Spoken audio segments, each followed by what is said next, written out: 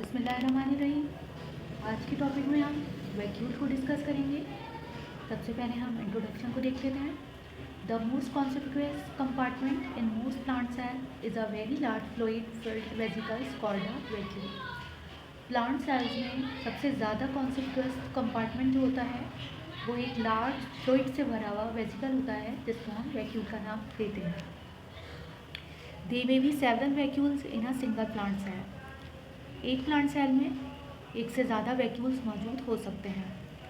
Each separated from the cytoplasm by a single unit membrane called tonoplast. ये cytoplasm से एक membrane के जरिए सेपरेट हुआ होता है, जिसे हम टोनोप्लास्ट का नाम देते हैं। Generally vacuole occupies more than 30% of the cell volume. Vacuoles ने सेल का 30% से ज़्यादा वॉल्यूम जो है वो ऑक्यूपाई किया होता है, बट दिस में vary from 5% to 90% depending on cell type. लेकिन ये वेरी करता है 5% से लेकर 90% तक सेल की टाइप के ऊपर।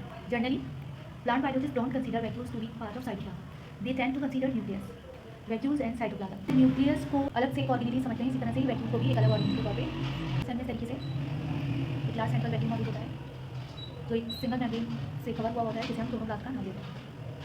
ये टोनोप्लास्ट ही सेलेक्टिवली परमेबल होती है। Vacuoles are structurally and functionally related to lysosome of animal cells. They contain variety of hydrolytic enzymes.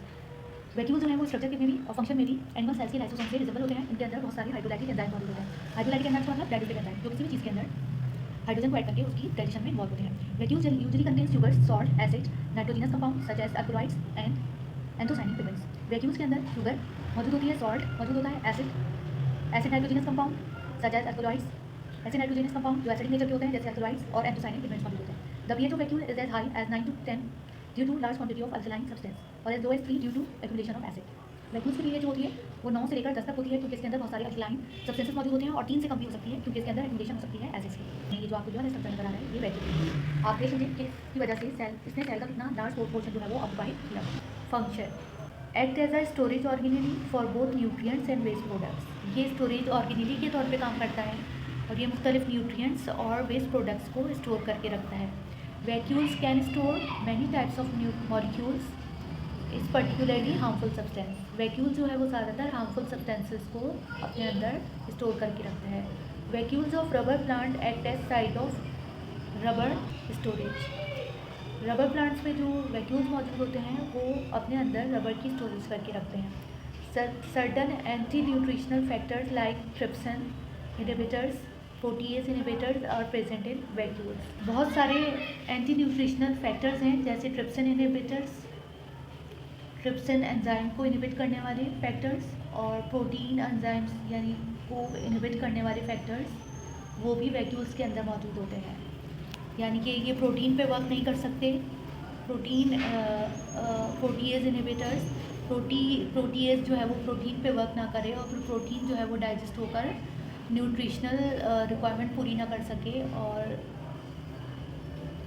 Trypsin जो है वो मुख्तलिफ सब्सटेंसेस पे अमल ना कर सके, तो इसलिए ये जो है एंटी न्यूट्रिशनल इनहिबिटर्स के तौर पे वर्क करते हैं। Act as a controller of blood pressure. ये ब्लड प्रेशर को भी कंट्रोल करने का काम करते हैं। ये प्लांट सेल है, इस प्लांट सेल के अंदर ये वैक्यूल है, ये फुल इसके अंदर टर्जिडिटी मौजूद है। जब इसके अंदर फुल टर्जिडिटी मौजूद है तो यहाँ पे जो लीव्स हैं और जो स्टेम है वो इरेक्ट फॉर्म में नजर आ रहा है, और फर्म फॉर्म में लीव्स जो है वो नजर आ रही है। इसके अलावा ये जो वैक्यूल है ये यहाँ पे फ्लैसिड है, इसका टाइप प्रेशर इसके अंदर मौजूद नहीं है, इसके अंदर इतनी टर्जिडिटी मौजूद नहीं है, जिसकी वजह से जो हमारी प्लांट है इसके अंदर जो है वो ना मैकेनिकल सपोर्ट मौजूद है, और ना लीव्स जो है स्ट्रेट या फर्म हालत में मौजूद है। तो ये टाइप प्रेशर में भी इन्वॉल्व है किसी भी ऑर्गेनिज्म के। जैसे अगर हम बात करें, अगर हम ये प्लांट की बात करते हैं, प्लांट सेल है और इसके अंदर ये वैक्यूल मौजूद है, तो इसके अंदर एंडोस्मोसिस के जरिए पानी अंदर जब जाएगा तो ये इसके अंदर क्या पैदा हो जाएगी, टर्जिडिटी पैदा हो जाएगी। इस टर्जिडिटी पैदा होने की वजह से ये पूरा सेल जो है वो इस तरह से टर्जिड, हमें इस तरीके से टर्जिड नजर आएगा। जब ये टर्जिड नजर आएगा तो पत्तियाँ और स्टेम जो है वो उनके अंदर सपोर्ट पैदा होगी, और वो अपनी जगह पे कायम रहेंगे। जब स्टेम या लीफ अपना टाइप प्रेशर लूज कर देते हैं, जैसे जो वैक्यूल है वो इस तरीके से फ्लैसिड हो जाए, तो ये सेल जो है वो फ्लैसिड हो जाता है, और जो लीव और स्टेम है वो बिल्ड हो जाते हैं। जो बिल्डिंग हो जाती है वो टर्जिडिटी लूज होने की वजह से, टाइप प्रेशर लूज होने की वजह से,